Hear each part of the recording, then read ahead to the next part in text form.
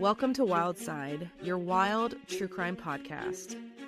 We're your hosts, who are sisters, storytellers, and truth seekers. I'm Bailey, a therapist who is fascinated by all weird and dark human behaviors. And I'm Chelsea, an educator here to unearth the facts behind the cases. We cover true crime because some cases are just too dark to forget, and others are too wild to ignore. We're so glad you're here, so buckle up and enjoy the ride. We're here, even though we almost weren't. Yeah, it's interesting that we're talking about technology literally right now, not almost working, and our case is kind of about technology. Would you say, Bailey? Kind of technology-ish? I mean, not really, but... I mean, you have to have technology for this to work, for this case to work. Yeah, well, you guys almost didn't get a case because our podcast platform said we had negative 300 gigabytes of storage or something. And I was like, how do you even do that? And so we had to AI and chatbot all of the help to figure out how to delete all of this stuff. And we've officially deleted every podcast we've recorded in the last 2 years. So hopefully we're saved somewhere or it's gone forever. Because I'm not paying $40 a month to do shit for free. I mean, amen.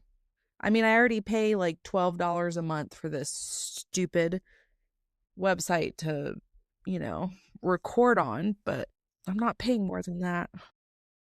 Yeah, I mean, not saying that our platform is stupid. If we have any execs out there listening to us, that's not a dig at your bread and butter. But yeah, we're from the South. We like things to be, we're thrifty, right? Yeah. Well, on a positive note, we got a really nice review a few weeks ago from Vibes 209, and they just said, y'all are so much fun. I love the sense of humor and also the wild mix-up of cases. Most of them I'd never heard of before, and it's refreshing to hear a podcast cover cases that haven't been done a bunch before. So thank you, Vibes. And if you're new here, feel free to drop us a review, and we'd love you forever.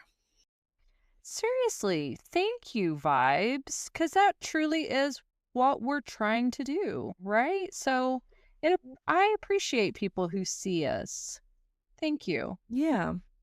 Well, this episode today, you guys, is going to center around eBay. And Chelsea and I have a soft spot for eBay because our mother growing up bought everything off of eBay. And I think she got 3 horses off of eBay one day. She picked me up from school and said, we have 3 new horses. So. Yeah. So like those wild commercials that you would see of like all those wild things that people would buy off of eBay, excuse me. That was truly our household growing up. I remember one year, we got a huge box in the mail and Mom was like, oh my gosh, I'm so excited. This is for you. And I pull it out and it's this like pale 1983 circa prom/wedding/quinceañera type of dress. And it was literally it's 6 sizes too big on me. Like it was so big. And I was like, what is this? And she was like, it's your wedding dress. And I was like, I'm 16 years old, first of all. Oh. And this is huge on me. And she was just like, oh, I know, but we can alter it. Like I saw it and I just fell in love with it. And I just knew that you would look beautiful in it one of these days, like when you get married. And I was just like, okay. Yeah. All right, eBay. Yeah. So there's a lot here. And this was actually, this is, and we could give y'all 1,000 more eBay stories about our mom, but I'm sure y'all are not here for that. But this is actually a very recent case. and this is the eBay stalking scandal. I have to admit, I was actually really surprised at how recent this was, because Yes. when Bailey was like, "Oh, we're, going to be talking about eBay," my mind always goes to the mid to late 90s, right? Which I'm here for it. Like, I was like, "Man, I love that." Again, that was very nostalgic for us.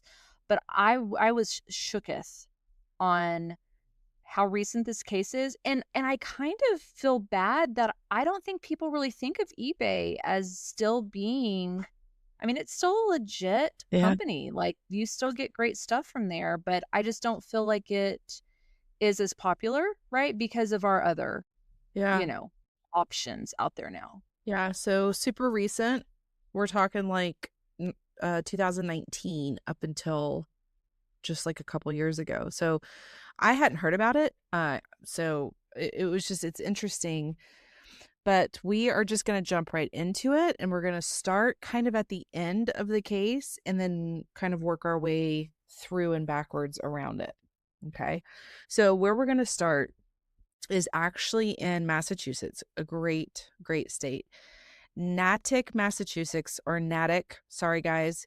It is kind of the suburban town where people wave to their neighbors, kids ride the bikes through their neighborhoods, and pretty much it's just like a normal neighborhood, not a lot of excitement, right? And this neighborhood sits just outside of Boston, so it's far enough away from like the fast-paced world of Boston or Wall Street or Fortune 500 type of areas.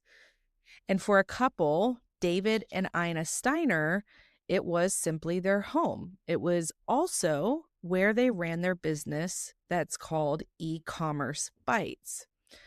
Their home doubled as a newsroom, an office, and headquarters of the publication that they spent years building together. Ina spent her days combing through marketplace announcements, monitoring policy updates, interviewing online sellers, and writing articles about changes affecting millions of people who relied on platforms like eBay to earn a living. Her husband, David, worked alongside her, helping manage the publication and the business behind it.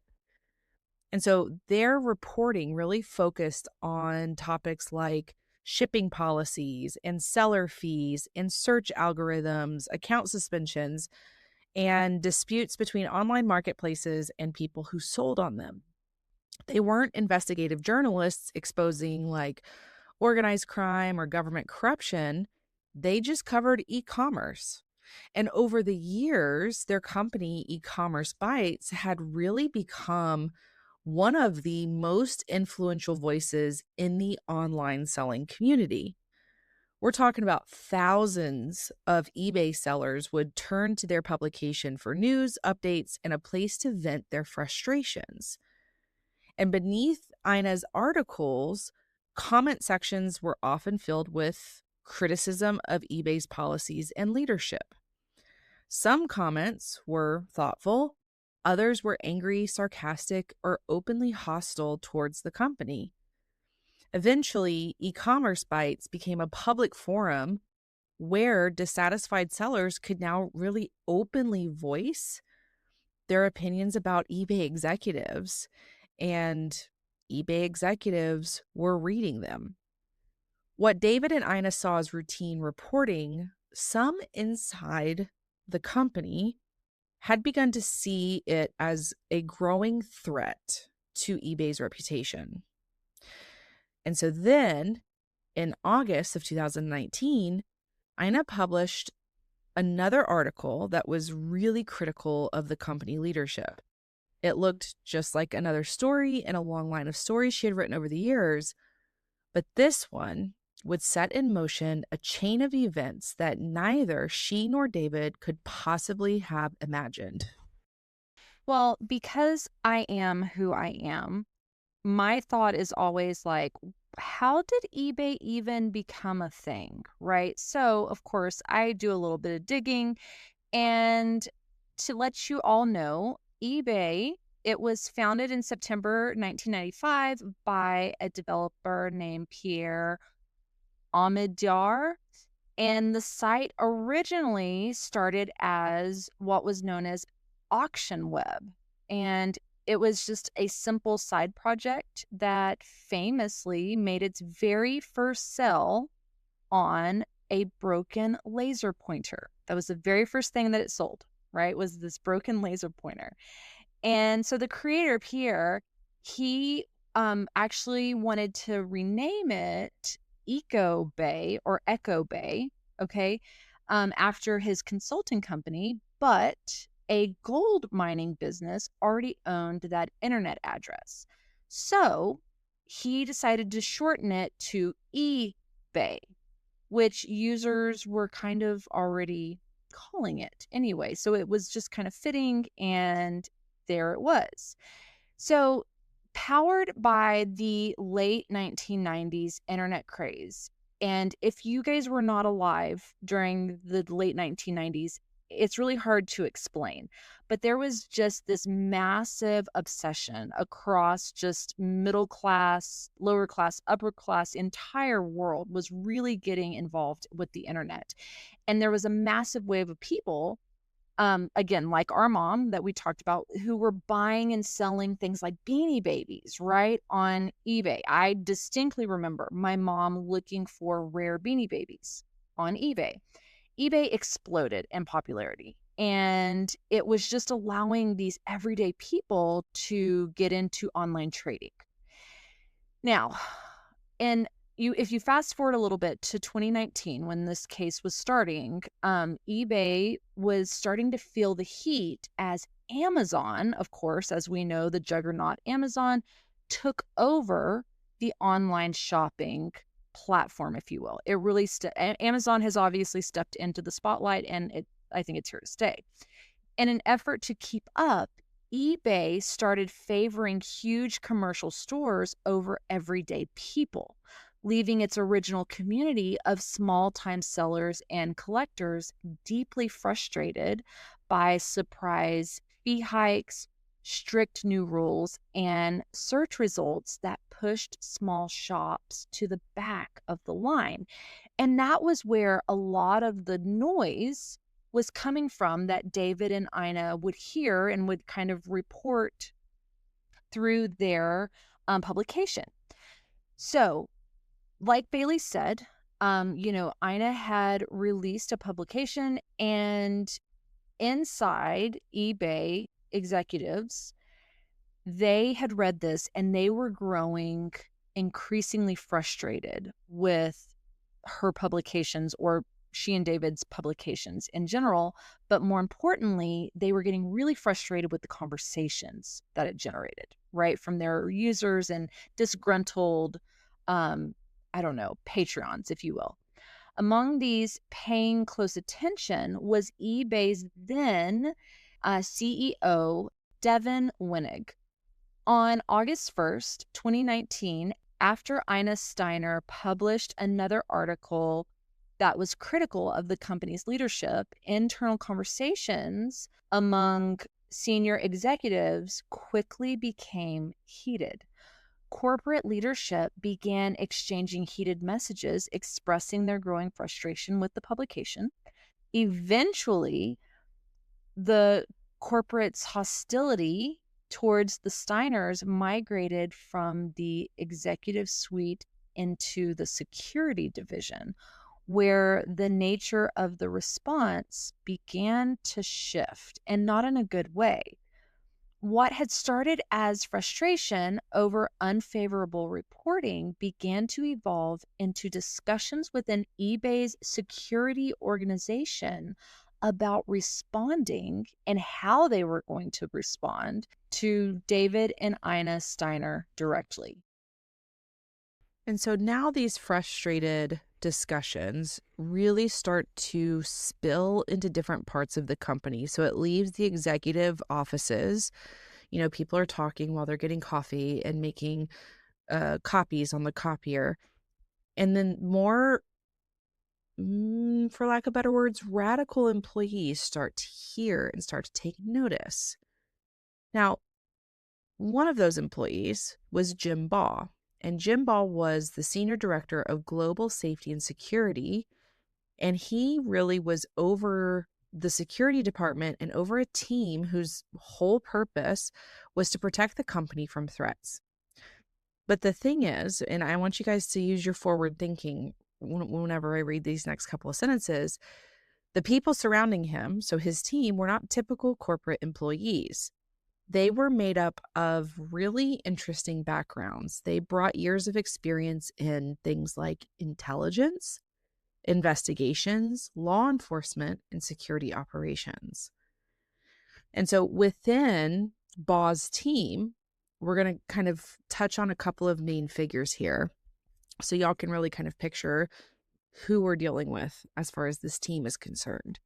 So within Baugh's team, you had David Harville, and he was eBay's director of global resiliency, and his responsibilities focused on preparing for and responding to risks facing the company. And then you had Stephanie Popp and Stephanie Stockwell. They served in intelligence management roles. And then Veronica Zia was an intelligence analyst responsible for gathering and evaluating information. Okay, you don't really need to know them specifically, but you're getting a picture of who we're talking about here. You have Brian Gilbert, a senior manager of special operations who brought prior law enforcement experience to the team. And then along with Philip Cook, who was a security supervisor and former police captain. And so individually, these people each kind of had a defined role within the security infrastructure there at eBay. But collectively, they formed a group with extensive knowledge of surveillance, investigations, gathering intelligence, crisis response, and operational planning. So basically, a team of people who could actually do something about the threats if they needed to. These were not inexperienced employees exchanging reckless ideas in a group chat. They were literal professionals who understood how investigations were conducted, how evidence was collected, how surveillance worked, and maybe most importantly, how fear influences human behavior. And over time, the team's discussions start really taking on more of a formal operational mission planning tone than just simple workplace conversations. This team, as we'll call them, shared a really strong sense of loyalty to eBay. And with that, they started to become more, they viewed David and Ina Steiner not as just journalists, but as a problem that needed to be solved. And so within this environment, frustration over critical reporting evolved into a shared mission to protect the company's reputation. Whether explicitly directed or not, the group appeared to believe leadership wanted the problem handled. And the plan, well, that was to harass the Steiners and convince them they were being targeted by angry eBay users, right? Because they had a whole team of specialists who knew how to do this. And then once the fear had taken hold, the team and the company would then swoop in as the white knight offering protection. It was a brilliant yet remarkably manipulative strategy to create the danger, hide their role in it, and then become the victim's rescuer. So the team began their mission. The operational phase of the campaign began around August 5th, 2019. And if you'll remember, that is a mere 4 days after Ina had published the article, if you will, that really got this domino event moving. And it started with, in August 5th, it started with just simple online harassment, right? And I hate to say it like that because no harassment is ever anything that's simple or okay, but that was how they started. It was very straightforward. Ina began noticing anonymous social media accounts that were appearing with increasing frequency. Some were criticizing her reporting, while others were attacking her personally. Then the posts became more specific. Some referenced Natick, Massachusetts, where the Steiners lived. Others alluded to their home or implied that people might pay them a visit. Eventually, their residential address became part of the campaign, which I have to kind of take a step back and think about what this would be like if I were in Ina's shoes. And that would be terrifying, right? For me, like Bailey and I are obviously on a social media platform, if you will. And so to get increasing interactions that are, targeting where we live and our communities, that's a horrifying thought. From Ina's perspective, there was no obvious explanation. She had no way of knowing whether the messages were coming from a single disgruntled eBay seller, several angry readers acting independently, someone maybe who was upset by a recent article, or an organized group working together. I mean, there was really no way that she and David would have been able to figure that out, right? The uncertainty was, in many parts, part of the attack itself, kind of flying blind, if you will, and not knowing which angle this thing was coming from or what the motivation was. One of the most psychologically distressing aspects of anonymous harassment is that the mind instinctively tries to identify the source of danger. And a single individual has a motive, right? There's a face, there are limitations, but an anonymous crowd, it could be anybody, right? Your mind just starts really going in a frenzy almost of trying to think of anything and anybody that could be the source of this. So pretty much every unfamiliar name online becomes a potential suspect. Like every notification raises questions of whether the threat is growing, or a lot of times without knowing, obviously, who is responsible, it becomes nearly impossible to know what precautions are enough. As the online harassments intensified, the campaign expanded beyond threatening messages. The Steiners' personal information was exposed online through doxxing, allowing strangers to learn where they lived and making it easier for others to contact them. Fake online advertisements were also created using their information, which opened the door to other phone calls, emails, and eventually packages that would literally arrive on their doorstep. And so here we are on the afternoon of August 10th, 2019. This harassment campaign shifted. They changed it up. Up until this point, the harassment had lived primarily online with anonymous accounts, threatening messages, and strange posts. But on this afternoon, on August 10th, a package arrived at David and Ina Steiner's front door. And in the first package, well, there contained what many headlines would later describe as, quote, a bloody pig's head.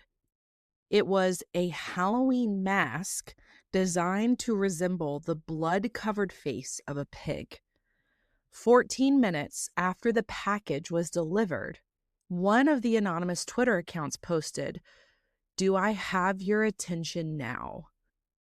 In all caps, all bold, and the message is clear: we know where you live. Terrifying. Well, the packages and deliveries didn't stop there.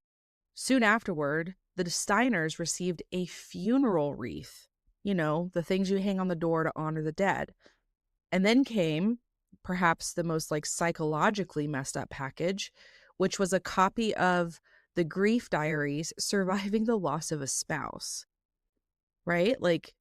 How threatening and how terrifying is that?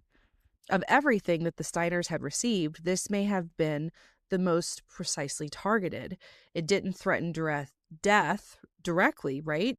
But it forced them to imagine their partner, each other, not simply dying, but having to live through the death of their partner at the hands of this like person that's stalking them. And so after those packages arrived, the campaign of terror turned from just psychological symbolism then to just like disgusting things. One package arrived moving, and inside were live cockroaches. What had once been a routine trip to the mailbox for the Steiners suddenly became something that gave them fear. Opening a package meant watching insects crawl outside of the box, followed immediately by another unsettling question. And in this case, just 3 words: did any escape? Even after the package was removed, the uncertainty obviously lingered. Every unopened delivery became a source of anxiety for the couple. Every package carried the possibility of another threat, another disgusting surprise. And there was another shipment after the cockroaches contained live fly larvae. So these people, this couple, is just every day they're getting something in the mail.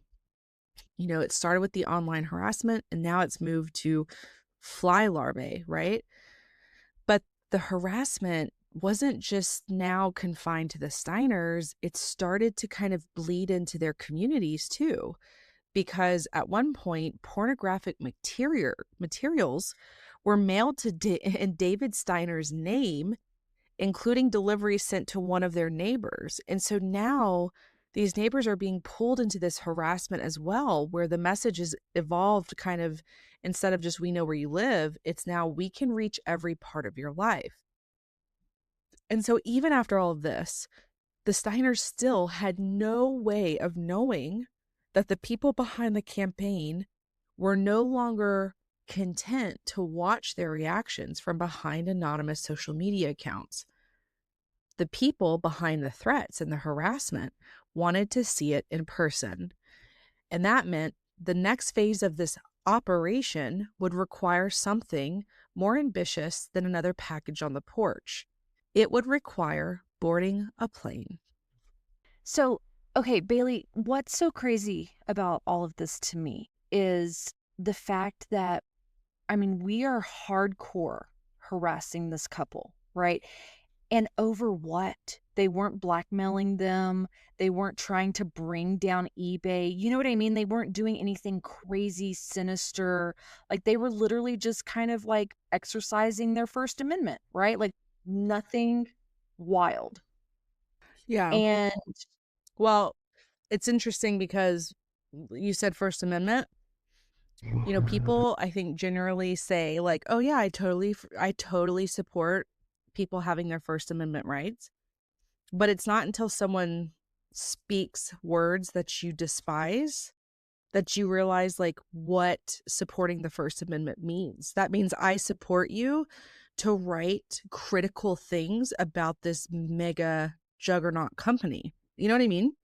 sure, but I mean, and I get it. They were very respected in the e-commerce community. I get that. But again, Bailey, like who cares, right? Like people have some bad reviews. We have bad reviews. You know what I mean? Like we're going to not turn around and stalk people who are like, "Oh, 1-star review, you guys kind of suck." You know what? It's just wild to me. Well, it's like President Snow in the Hunger Games. If you guys haven't read those books, there's a part where Katniss says, like it's a pretty fragile system if it can be brought down by a handful of berries. And President Snow says, you have no idea. You know what I mean? Like how fragile the system is and how Mm-hmm. you have to keep fear in people so they don't revolt and like take over. And I know that's the Hunger Games, but like it's the same kind of thought processes with big companies and corporations. I was going to say, but I mean, really, how far removed are we from, again, acting like it is a modern day Hunger Games? Because it is to them, right? It's their livelihood. But again, we'll digress and we'll get into that a little bit later. So, like Bailey said, it has shifted from harassment to literal physical, fake bloody cow, or what was it? Sorry, pig heads, not cow heads, pig heads. But now they were going to take this a step further, and they were going to get on an actual plane and go to Massachusetts.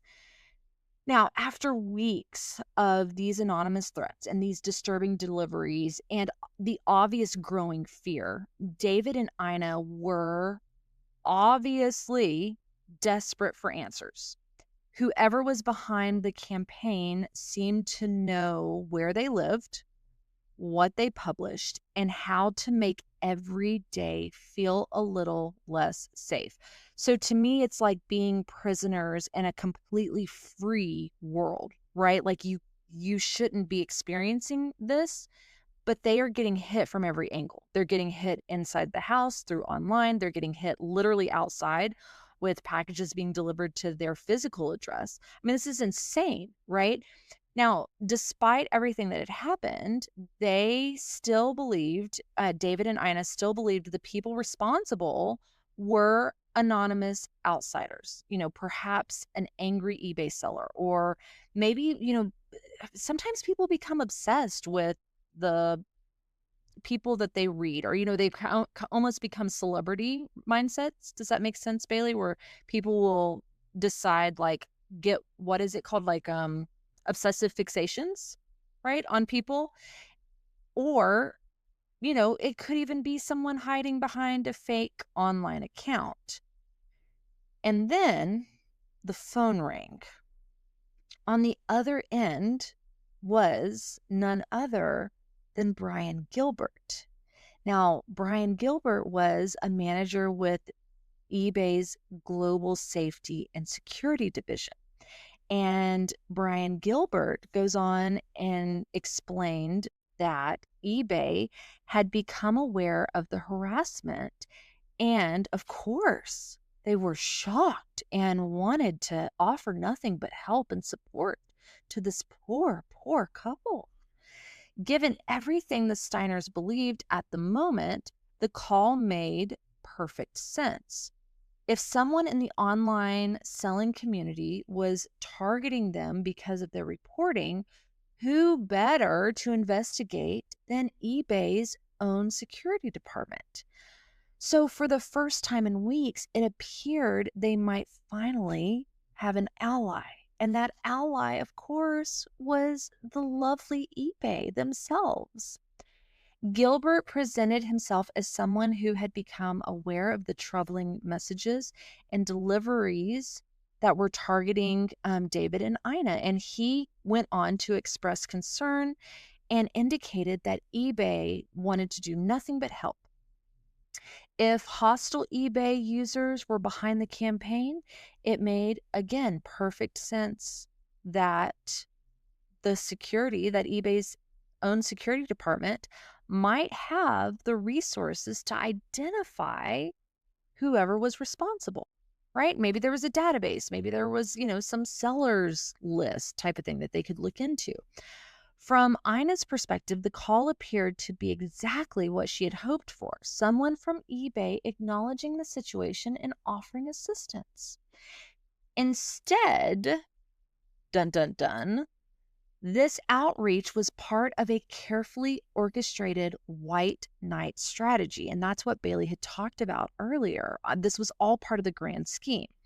So by presenting eBay as the solution to a crisis that eBay employees themselves had allegedly created, the team hoped to gain the couple's trust, encourage their cooperation, and potentially gather information about other individuals critical of the company itself. And I'm sorry, Bailey, maybe I've said this lots of times before. This case is so creepy to me. Like, maybe I say that all the time. I don't feel like I do. This case for me is really creeping me out. Well, yeah. I mean, it's like it's they're destabilizing the Steiners to a degree that the very people responsible for creating the threat could become the psychological like entity that's associated with safety, right? So rather than seeing eBay as part of the problem, now it's we want David and Ina to view the company as their ally. You know what I mean? And like that is I mean that's a perfect example of a wolf in sheep's clothing. Like when you think of serial killers picking people up saying like I'm here to help you, when really the whole intention is I've been the one terrorizing you. Right. But, Bailey, I think, again, what's so terrifying is, and I think it was important that you gave those names. It wasn't just one person who was kind of going rogue within the company.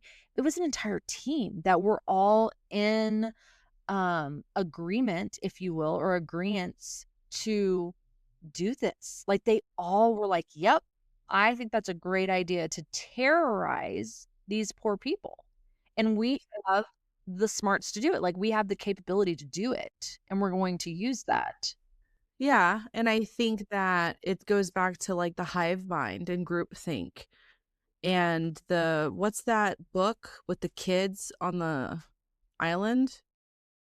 Oh, Lord of the Flies. Right? Like it's this it progresses really quickly and people are like, "Oh, I would never do something like that." It's like, well, if you're in groupthink or part of a hive mind, then you absolutely would, right? And so kind of getting back into this situation where we're at right now, as the harassment continued to escalate for the Steiners, the operation entered another phase, a new phase. And this is where anonymous messages and, the disturbing packages had already been done. But now this eBay security team, the team wanted to do something more and they wanted to watch them. And this is where it starts to get even more crazy.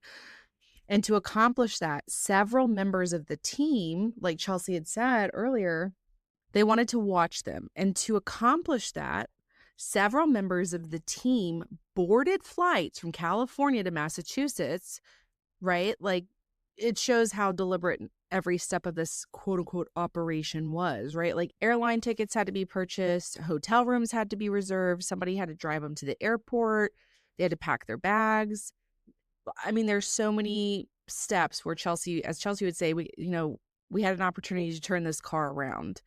So this was no longer just like impulsive behavior of an angry individual, or keyboard warrior, right? Like this is a campaign that's now involved travel, logistics, and coordinated surveillance. I mean, it's just nuts.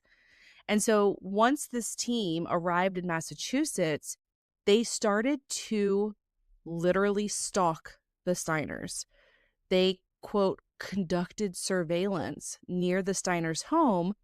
They drove through the neighborhood. They watched the residents. They followed David and Ina as they traveled around town, paid attention to the home's layout. Like, what is happening? You know what I mean? That's what I mean. I'm like, what in the fever dream is happening right now? This is insane. Team members even discussed attaching a GPS tracking device to the Steiners' vehicle so they could monitor their movements remotely. And it's like, you guys, I appreciate that y'all really like your jobs. You know what I mean? Like, I appreciate that. But to stalk somebody for their opinion for the company that you work for is like nutso. I know. It's not like your family. It's not your girlfriend. You're not defending on her. No. It's your job. It's your job. It's all right. I know. So all the level of detail and the level of craziness that is happening is what makes this crazy, right? Like, and the other thing to think about is like someone authorized this travel, Chelsea. Someone at eBay authorized the travel, booked the flights, rented the vehicles, made the hotel reservations, itineraries were coordinated, and corporate resources were used to support this criminal stalking campaign. So that was literally when I read through the case, when, Bailey and I always talk to each other before the case. And when I was reading through this, I was thinking to myself, I'm like, were they not being audited? Like, did no one have a thumb on them? Like, how does nobody in the entire huge company of eBay, how is no one catching any of this? So I'm glad that you had put this in where it's like, I mean, somebody was authorizing this stuff, right? Like they had a paper trail going on, so it's bound to fail at some point, right? Like it has to stop. Surely, right? And so Yeah. that's kind of where we are. And it was during this phase that David began noticing unfamiliar vehicles lingering near the house. And again, I know that I'm kind of nerding out over this a little bit, but Bailey, think about this timeline. Like, first, it starts with some, aggressive online stuff, and then you're getting literal gross stuff in the mail, like porn is being sent to your neighbors' houses, addresses, and with your name attached to it. And now you're noticing like unfamiliar cars that are like lurching by your house. Like this is wild. I cannot imagine what this life was like for David and Ina right now. And of course, this one car that while he's noticing this, it seems to pass repeatedly. Another appeared again after they left home. At first, the behavior could be dismissed as coincidence, which our brain is always like, it's kind of weird, but maybe it's nothing. But after weeks, of escalating threats and disturbing deliveries, which we talked about, coincidences no longer felt like a reasonable explanation. And I mean, obviously, fair. David began really paying close attention and checking security camera footage and noting details about the vehicles that he was seeing. So David, I applaud him for like, I'm going to use the resources that I have and see if I can compile, some data, if you will. Eventually, David and Ina contacted the Natick Police Department. Officers began searching the area for the suspicious vehicles while members of the surveillance team realized they may have been detected. Ruh-roh, Raggy, right? Internal communications later revealed growing concern that local police were becoming involved. Rental cars that had once offered anonymity suddenly became potential evidence. Team members discussed changing vehicles, altering their plans, and minimizing any connection between themselves and eBay. There was increasing concern about surveillance footage, license plates, and whether anyone had been observed near the Steiners' home. I mean, you think so? Or, I mean, right? I and and these people are so brilliant, right? They have all this background, and none of them thought to bring up in any of those meetings, like, hey, what's going to happen when they figure it out that Well, when we're they really, eventually call the police, yeah, you know what I and mean? like. And like, hey, here's all these things, and now we have physical, like, whole cars driving by our house. Like, what did they think was going to happen? I don't know. What? I don't understand. Like, that was not in their PowerPoint presentation when they, started this mission, if you will. I don't know. How people can be so smart and also so dumb all in the same breath is really wild. Really wild. So despite those efforts, the operation was beginning to unravel. And I think I will say, duh. Duh. During the police investigation, a Natick officer identified a rental vehicle associated with individuals who traveled from, California. An encounter that would become one of the first tangible links between the mysterious surveillance outside the Steiner's home and the people who had come across the country to watch them. Or like Bailey said, I think, which would be more appropriate, stalk them. Yeah, this is absolutely criminal stalking, right? And this is what's crazy is like even when David and Ina contacted the police department, the quote unquote team in their operation didn't like fully back off. Instead, it arguably entered even a more crazy and dangerous phase, because up until that point, it had been directed entirely at the Steiners. And now there was like this kind of second piece to it, which was law enforcement themselves. And so members of this eBay security team did not, just abandon the operation once they realized the police were involved, as a normal human criminal probably would. Instead, they shifted to trying to control the investigation itself. Internal communications reflected efforts to conceal what happened, distance eBay from the harassment campaign, and ensure that investigators would not connect these disturbing events that the Steiners were going through back to the company's security division. Okay, Brian, who reached out directly to them and was just like, I'm from the company's security division. And the Steiners are gonna be like, yeah, this guy reached out to us, but whatevs. I'm what do I know? And so as investigators began asking questions, team members allegedly discussed, covering their tracks, deleting the communications, concealing evidence and documentation, and blah, blah, blah, blah, blah. They tried to figure out ways that they could explain away the suspicious activity and create distance between themselves and the harassment. But, and so they were trying to kind of plant false investigative leads to kind of lead the investigation away to other people. And at this point, they're past that point of no return. You know what I mean? Like, this is the part in The Town, in Ben Affleck's movie The Town, where they're like dressed up as EMT drivers and they're about to rob the stadium, or they robbed it, and they're just like, you know what I mean? Like, they're in it. There's no turning back. The cops, they're surrounded. Like, there's no getting out of it. You know what I mean? We're in the weeds at this point. Yeah. We're not embarking upon, we're in it. Yeah. And so the team they start trying to plant false evidence and creating false explanations and, lying about things. And it's that I had to look it up because I'm like, surely there's a word for like this behavior. And I guess according to psychologists, this is what's called escalation of commitment.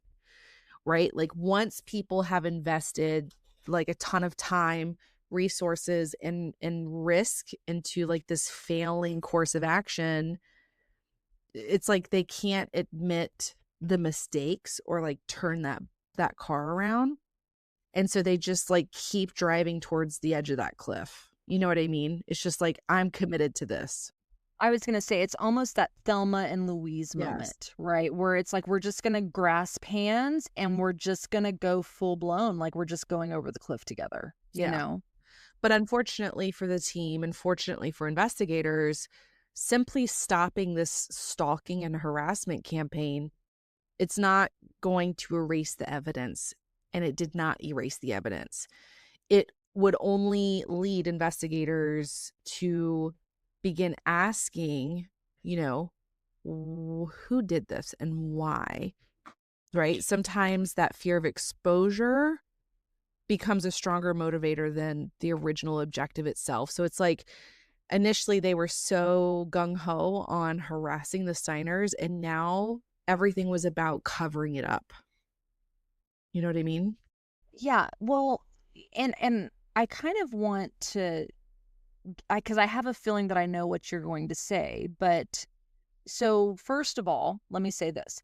Ironically, I think it was the very expertise that allowed the team to organize such a, I really hate even saying sophisticated operation, but I mean, it really was, if you think about it. Like, at the beginning, I think it was sophisticated.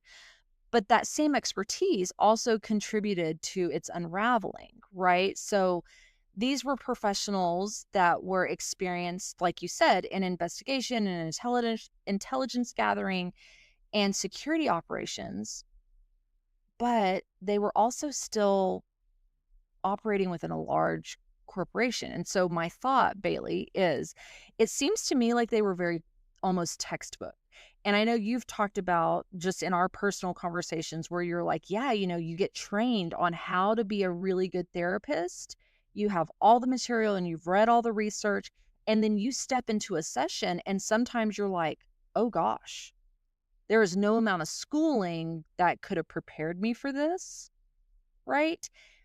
And it almost makes me wonder if these people were kind of book smart, right? Like they hadn't actually done this in real life, right? This might have been their first rodeo because it seems very like they were very, very book smart, but they didn't anticipate things like the fact that every airline ticket generated a travel record, right? Every hotel stay created documentation. Rental cars are connected to specific drivers. My gosh, they probably used their personal identification, right? Their personal driver's license. And these corporate expense reports are going to record these purchases, right?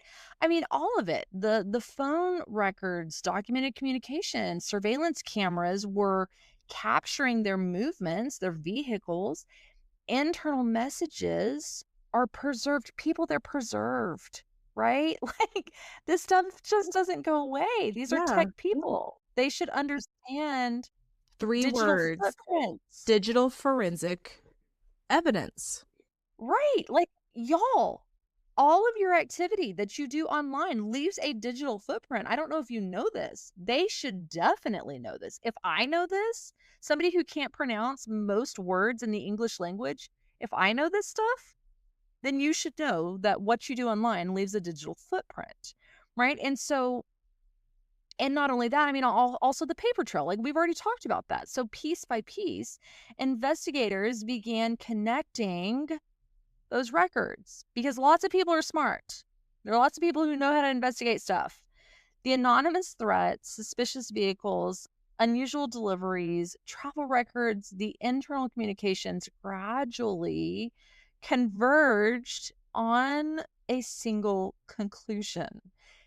And the harassment campaign that had appeared to originate from anonymous internet users was, in fact, leading investigators directly towards none other than eBay's own global safety and security division. My gosh, I would be so embarrassed if that was me. You know Yeah. what I mean? Like, at the end of the day, I think I would just, yes, I would be full of shame, but I think I would be so embarrassed. Like, yeah, that's me. That's my job. Yeah. Yeah, I could mess this up. Well, and the thing is, for weeks, David and Ina obviously were trying to answer the question, who was doing this, right? Like anyone in their position would try to find the people or the things or the explanations that made sense. Maybe it was a particularly angry eBay seller upset over an article. Maybe it was an internet troll who became obsessed with Ina's reporting. It could have been someone in their local community or a stranger who stumbled across their address online. Every new threat seemed to kind of point in a different direction. And so it made it nearly impossible to identify a single subject.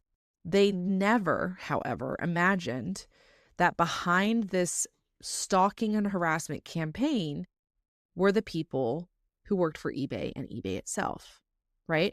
So as investigators pieced together the evidence, the true scope of this operation came into focus. The threatening messages, the packages, the surveillance outside of the Steiner's home, the cross-country travel. I mean, the craziness of this team, right?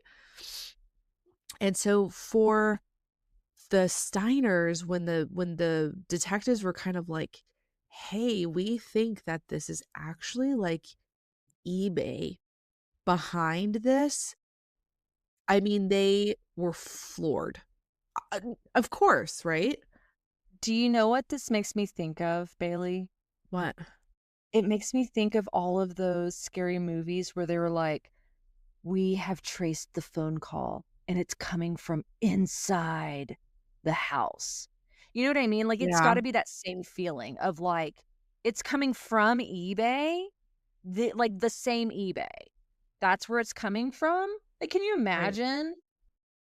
Well, and we also have to remember that this information, this new knowledge the Steiners had, the revelation really changed the nature of the threat, right? Because before they were thinking it was like a random online singular harasser with limited reach, maybe someone who was obsessed, like some crazy, wackadoodle. But now it is they're like, so you're telling me that a multinational, multi-billion dollar corporation and their security department that was consisting of investigators, analysts, security professionals, you're telling me that they're behind this, right? Like, I would be floored. I would just be like, what the hell are you talking about? Like, this is crazy.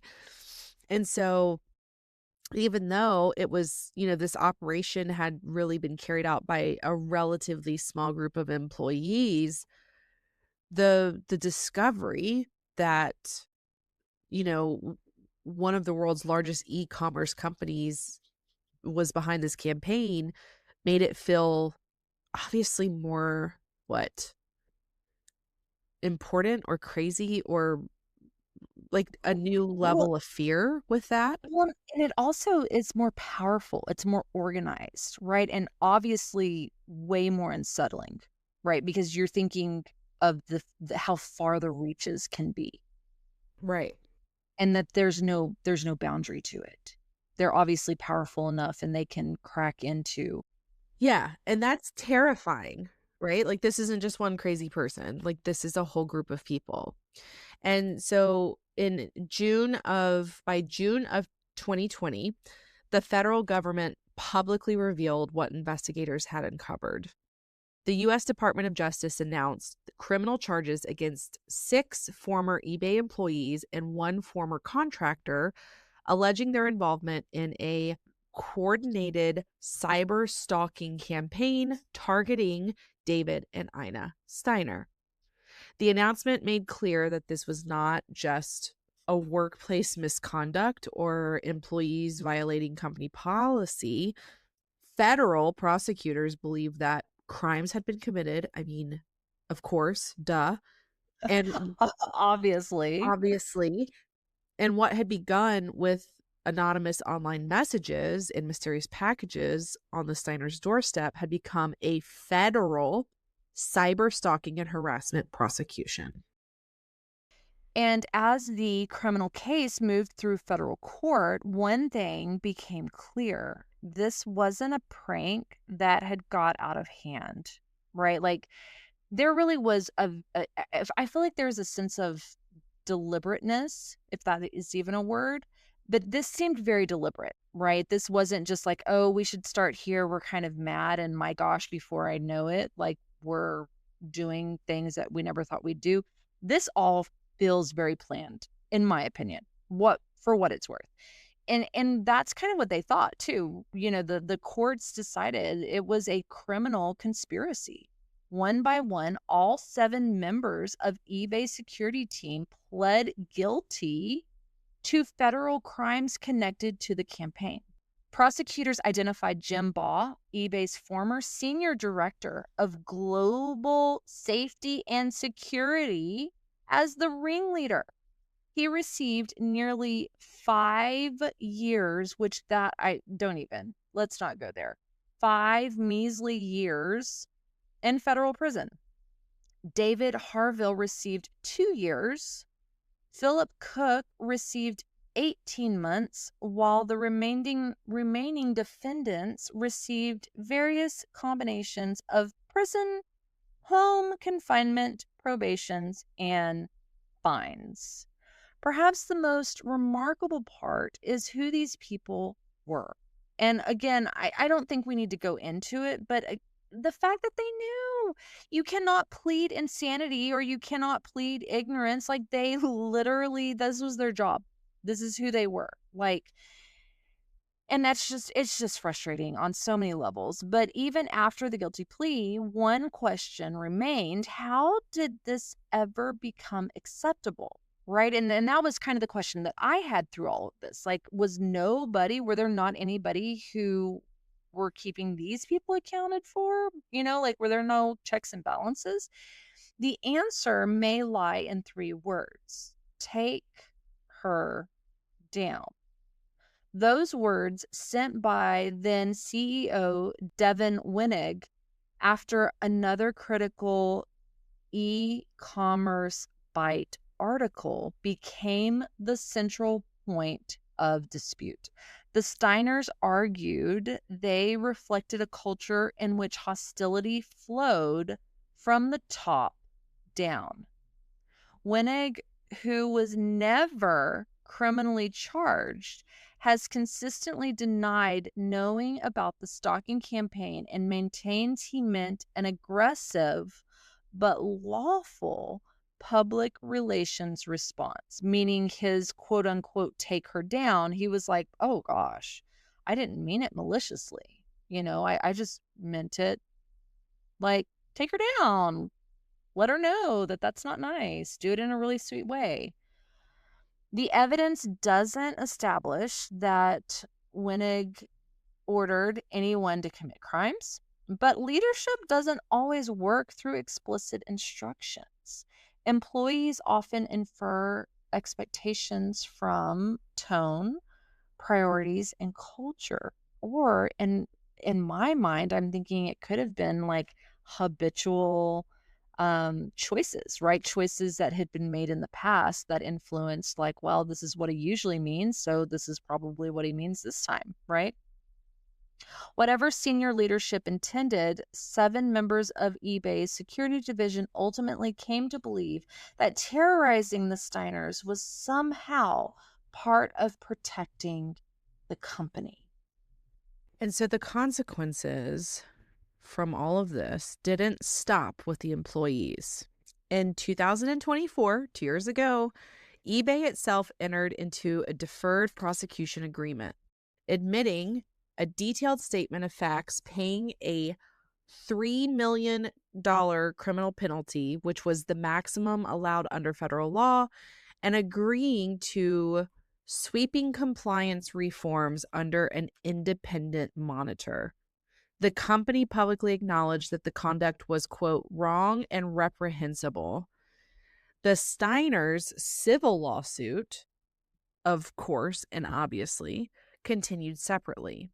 After years of litigation, the parties reached a settlement last month, July 2026, valued at approximately $55.7 million, including $48.7 million roundabout dollars being paid directly to David and Ina for their suffering by a multi-billion dollar company. Former CEO Devin Winnig personally contributed while continuing to deny involvement in the criminal campaign. But as we know, civil settlements don't restore peace of mind. Money can compensate for losses, but it cannot take your fear away, right? And bring your life back to where it was before this crazy instance of harassment and stalking. This case, the eBay stalking case, really is fascinating because, sure, it's bizarre, but it's arguably recognizable, right? Like, nobody appears to have to start by saying, like, let's commit federal crimes together. It just started as them sitting around being like, oh yeah, like, screw these people, like, they need to pay. Hey, our boss man says make them pay. Like, oh, we can do that, we can, you know what I mean? And then it just completely snowballs from there. And it's this normalization of deviance. Excuse me, you guys. This normalization of deviance, right? When that behavior once seemed unthinkable slowly becomes routine because nobody else stops it, right?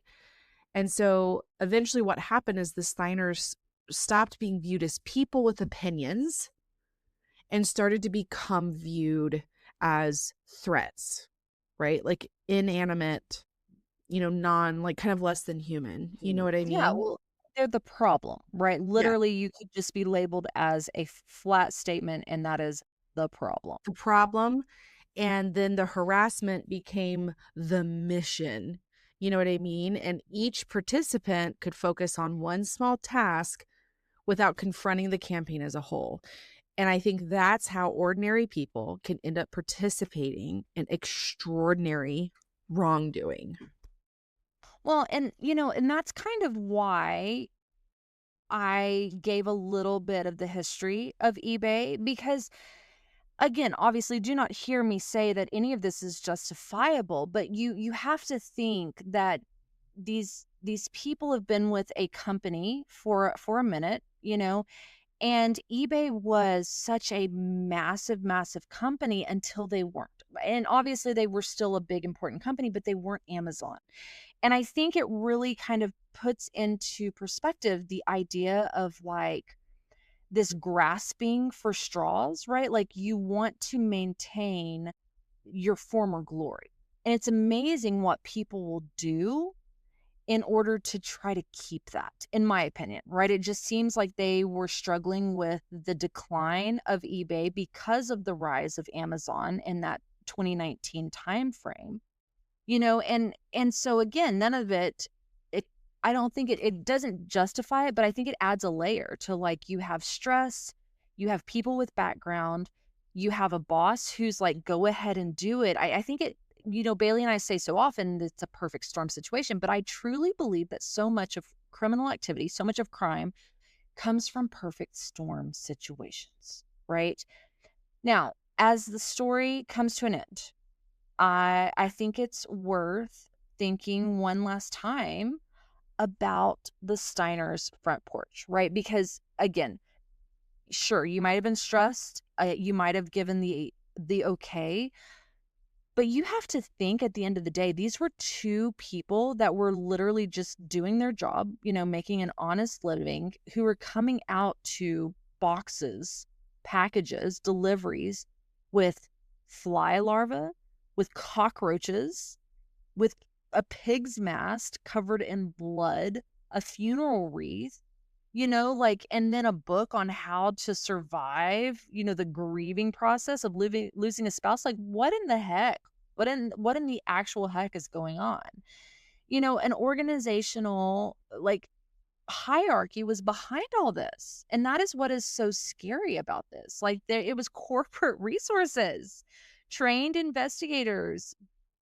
They had a budget, they had an endless budget, they have a travel budget, they have personal surveillance, and they had a group of people who kept saying yes because no one was willing to stop, and nobody was stopping them. And was it because they felt like they were, you know, bulletproof? I don't know, right?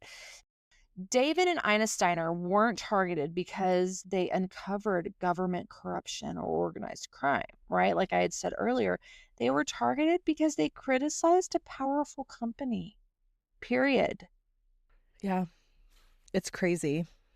And that's the very recent eBay stalking scandal, you guys. What do y'all think about that? I don't know. It's so hard. It's hard for a personality like mine because I have said so often, like probably starting around the 2019, maybe a little bit before then, Mark. I just remember when Amazon was becoming big, and then we had things like Alexa, and that's when the whole like, oh, your cell phones are listening to you, type of thing that started up. And I remember talking to my husband about this, and I was just like, honestly, nobody's going to want to listen to my, like, what I have to say. Like, I am a nobody on, I'm a speck. I'm a speck in a huge galaxy of people, right? Like, nobody's going to care to listen to my voice or to what I have to say. But this case, for me, like the whole time I was, kind of chewing on this case, it was like, man, it just really made it very, it kind of brought it home, right? Because I'm sure that David and Ina were just like, yeah, we're just doing our thing. Like, eBay doesn't really care that we have opinions about them. But eBay absolutely cared. And eBay had the resources to care in really nasty ways. Yeah. I think, I don't know. I think it's crazy. I'm glad people went to prison for harassing these people. I'm glad they got compensated for it. And, if your friends jumped off a bridge, would you follow them? That's a great question. And I think we need to continue asking our youth that. Yeah, don't do it. Don't follow them off that bridge. Well, as always, you guys, thanks for hanging out with us through this wild and crazy ride. And we'll catch you on the wild side. Bye, guys. Later, Gators.